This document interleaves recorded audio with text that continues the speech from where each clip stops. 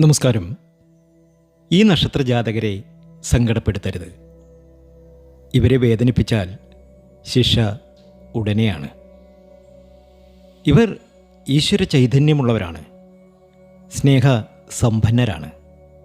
ആവശ്യമില്ലാതെ ആരുടെയും കാര്യത്തിൽ ഇവർ ഇടപെടാത്തവരുമാണ്. എന്നിട്ടും ഇവരെ പലപ്പോഴും പല രീതിയിൽ ആളുകൾ വേട്ടയാടുന്നു. വേണ്ടാത്ത അപവാദങ്ങൾ ഇവർക്കെതിരെ പറയുന്നു. മനക്ലേശം, കുടുംബകലഹം, യാത്രാ ദുരിതം, തൊഴിൽ രംഗത്ത് അസ്വസ്ഥത തുടങ്ങിയ പല രീതിയിലുള്ള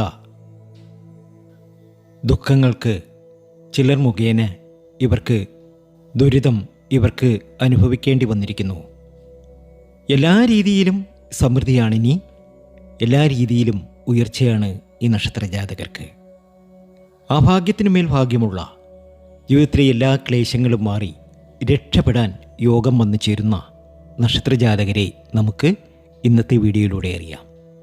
ഇവർ പോകേണ്ട ക്ഷേത്രങ്ങൾ, ചെയ്യേണ്ട വഴിപാടുകൾ ഒക്കെയും അറിയാം. അതിനു മുമ്പ് എന്നത്തെയും പോലെ ഇന്നും നിങ്ങളിൽ നിന്നും ആ വിലപ്പെട്ട ലൈക്ക് പ്രതീക്ഷിക്കുന്നു.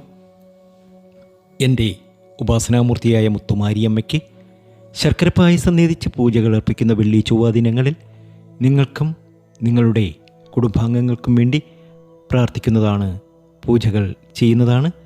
ഇപ്പോൾ തന്നെ പേരും ജന്മനക്ഷത്രവും കമൻറ്റ് ബോക്സിൽ ഒന്ന് കുറിച്ചേക്കുക. മാർച്ച് 10 ശേഷം ഈ നക്ഷത്രജാതകരുടെ ജീവിതത്തിൽ ചില അത്ഭുതങ്ങൾ സംഭവിക്കും. കൂടാതെ ഈ നക്ഷത്രജാതകരെ ആരും സങ്കടപ്പെടുത്തുകയും ചെയ്യരുത്. ഇവരെ വേദനിപ്പിച്ചാൽ ശിക്ഷ പിന്നീടല്ല, ഇപ്പോൾ തന്നെ അതിൻ്റെ ശിക്ഷ ലഭിക്കും. അത്രയധികം ദൈവാധീനമുള്ളവരാണ്, അത്രയധികം ഈശ്വര ചൈതന്യമുള്ളവരാണ് ഈ നക്ഷത്രജാതകർ. ഇവരെ ഒരുപാട് സങ്കടപ്പെടുത്തിയിട്ടുണ്ട്, ഇവർ ഒരുപാട് തീ തിന്നിട്ടുണ്ട്. എന്നാൽ ഇനി ഇവർക്ക് സൗഭാഗ്യത്തിൻ്റെയും നേട്ടത്തിൻ്റെയും ഉയർച്ചയുടെയും കാലമാണ്. ആവശ്യമില്ലാതെ ഇവർ ആരോടും വഴക്കിന് ചെല്ലില്ല. എന്നിരുന്നാലും ഈ നക്ഷത്രജാതകർക്ക് ഒരുപാട് ദുഃഖങ്ങൾ അനുഭവിക്കേണ്ടി വന്നിട്ടുണ്ട്. ഒരുപാട് സങ്കടങ്ങളിലൂടെയാണ് ഇവർ പോകുന്നത്. ആ നക്ഷത്രജാതകരിൽ ആദ്യത്തെ നക്ഷത്രം അശ്വതിയാണ്. ശ്രീകൃഷ്ണസ്വാമി ക്ഷേത്രത്തിലൊക്കെ അശ്വതി നക്ഷത്രജാതകർ പോകണം. അവിടെ പാൽപ്പായസം കഴിപ്പിക്കണം. ഭഗവാൻ കണ്ണൻ ഇവർക്കൊരു അനുഗ്രഹം നൽകും. ഇവരുടെ ജീവിതത്തിലെ സകല കഷ്ടപ്പാടുകളും മാറി ഈ നക്ഷത്രജാതകർക്ക് രക്ഷപ്പെടാൻ സാധിക്കും. ഇവർക്ക് ലോട്ടറി ഭാഗ്യമുണ്ട്. വിവിധ ഇടത്തു നിന്ന് ഭാഗ്യാനുഭവങ്ങൾ വന്നു ചേരാനുള്ള ഒരു യോഗമുണ്ട്. അങ്ങനെ ഭാഗ്യത്തിൻ്റെയും നേട്ടത്തിൻ്റെയും സർവൈശ്വര്യത്തിൻ്റെയും സമയം വന്നു ചേർന്നിരിക്കുന്നു ഈ നക്ഷത്രജാതകർക്ക്. അശ്വതിയുടെ ഭാഗ്യസമയമാണ്, അശ്വതിയുടെ നേട്ടസമയമാണ്. തീർച്ചയായും നിങ്ങൾക്ക് വലിയൊരു ഉയർച്ച വന്നു ചേരാൻ ഇരിക്കുന്നതേയുള്ളൂ. അടുത്ത നക്ഷത്രം ഭരണിയാണ്. നിങ്ങൾ കൊടുങ്ങല്ലൂരൊക്കെ പോകണം. കൊടുങ്ങല്ലൂർ ക്ഷേത്രത്തിലൊക്കെ ദർശനം നടത്തി പ്രാർത്ഥന നടത്തുക.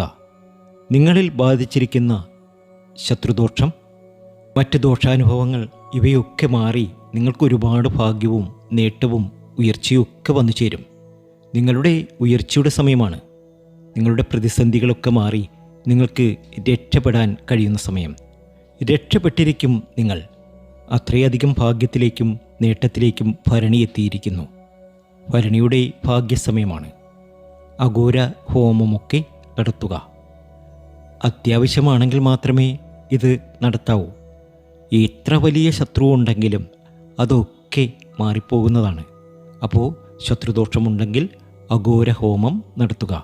അത്യാവശ്യമാണെങ്കിൽ മാത്രമേ ഇത് നടത്താവൂ. അടുത്ത നക്ഷത്രം രോഹിണിയാണ്. ഭാഗ്യത്തിൻ്റെയും നേട്ടത്തിൻ്റെയും സൗഭാഗ്യ സമ്പന്നതയുടെയും സമയം. ശ്രീകൃഷ്ണസ്വാമി ക്ഷേത്രത്തിൽ കദളിപ്പഴം നീതിച്ച് പ്രാർത്ഥിക്കുക.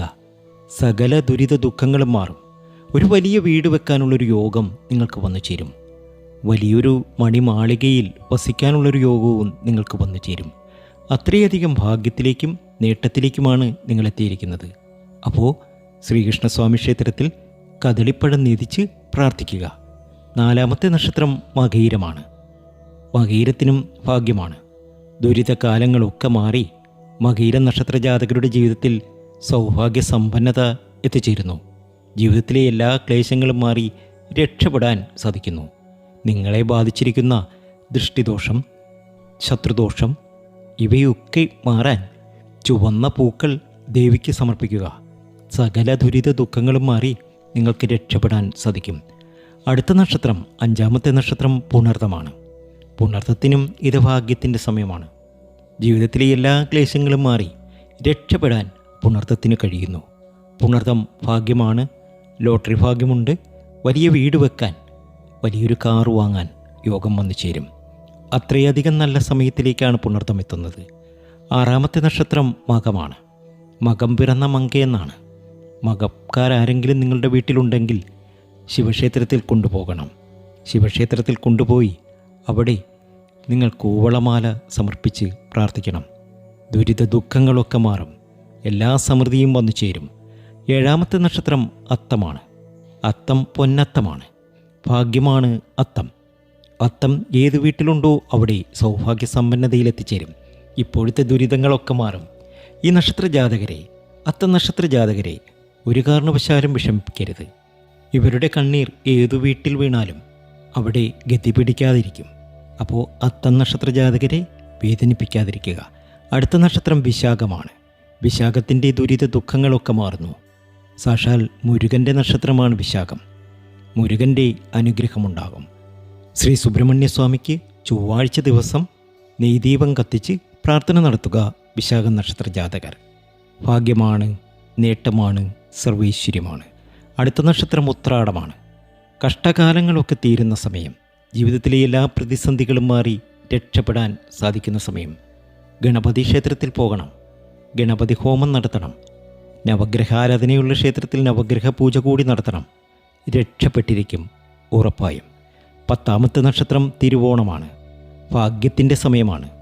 രക്ഷപ്പെടും എന്ന കാര്യത്തിൽ യാതൊരു സംശയവും വേണ്ട. അടുത്ത നക്ഷത്രം എല്ലാ രീതിയിലും സമൃദ്ധിയും ഭാഗ്യവും ഉയർച്ചയും ഒക്കെ വന്നു ചേരുന്ന, ഭാഗ്യത്തിൻ്റെ കൊടുമുടിയിലെത്തിച്ചേരുന്ന, ആ ഭാഗ്യത്തിൻ്റെ ഒത്തിരി അവസരങ്ങൾ നിങ്ങളുടെ ജീവിതത്തിൽ വന്നു ചേരുന്ന നക്ഷത്രം തിരുവോണമാണ്. ദേഷ്യം കുറയ്ക്കുക, അല്ലെങ്കിൽ നിങ്ങൾക്ക് തന്നെ അത് അപകടമാണ്. നിങ്ങൾ രക്ഷപ്പെടും. തിരുവോണം നക്ഷത്ര ജാതകർ ശ്രീകൃഷ്ണസ്വാമി ക്ഷേത്രത്തിലേക്ക് ദർശനം നടത്തി വഴിപാടുകൾ സമർപ്പിച്ച് മുന്നോട്ട് പോകണം. 11-ാമത്തെ നക്ഷത്രം രേവതിയാണ്. ചുവന്ന പൂക്കൾ ദേവിക്ക് സമർപ്പിക്കുക. തീർച്ചയായും വലിയൊരു ഭാഗ്യം, വലിയൊരു നേട്ടം നിങ്ങളെ കാത്തിരിപ്പുണ്ട്. നിങ്ങളെ ബാധിച്ചിരിക്കുന്ന എല്ലാ ദോഷങ്ങളും മാറിക്കിട്ടും. ഈ നക്ഷത്ര ജാതകർക്ക് ഒരുപാട് സങ്കടങ്ങളുണ്ട്. ആഭിചാരദോഷം കൊണ്ട് വലയുന്നവരാണിവർ. അത്യാവശ്യ കഷ്ടത്തിൽ ദൃഷ്ടിദോഷം, ശാപം, നേർച്ചകൾ ഇവയൊക്കെ മാറുന്നതിന് ഭദ്രകാളി ക്ഷേത്രത്തിൽ ഒരു കോഴിയും പച്ച പട്ടും അതുപോലെ തന്നെ ചുവന്ന പട്ടും വാങ്ങിവെക്കുക. പച്ചപ്പട്ട് ജിന്നിനുള്ളതാണ്. ഭദ്രകാളി ക്ഷേത്രത്തിൽ ജിന്നുണ്ടെങ്കിൽ പച്ച പട്ട് സമർപ്പിച്ച് പ്രാർത്ഥിക്കുക. അതല്ലെങ്കിൽ ഭദ്രകാളിക്ക് ഒരു കോഴി വാങ്ങിവെക്കുക. ശത്രുദോഷം നിങ്ങളെ ബാധിച്ചിട്ടുണ്ടെങ്കിൽ അത് മാറിക്കിട്ടും. ദുരിതശാന്തി നിങ്ങൾക്ക് വന്നു ചേരും. നിങ്ങളുടെ ദുരിത ദുഃഖങ്ങളൊക്കെ മാറി നിങ്ങൾക്ക് രക്ഷപ്പെടാൻ കഴിയും. അത്രയധികം ഭാഗ്യമാണ്, നേട്ടമാണ്, സൗഭാഗ്യമാണ്. ഈ വീഡിയോയെക്കുറിച്ചുള്ള നിങ്ങളുടെ അഭിപ്രായം കമൻറ്റ് ബോക്സിലൊന്ന് കുറിച്ചേക്കുക. ജ്യോതിഷ സംബന്ധമായ പ്രശ്ന പരിഹാരങ്ങൾക്ക് 94 967 24 401 എന്ന വാട്സാപ്പിൽ ബന്ധപ്പെടുക. തീർച്ചയായും മറുപടി തരും. നന്ദി, നമസ്കാരം.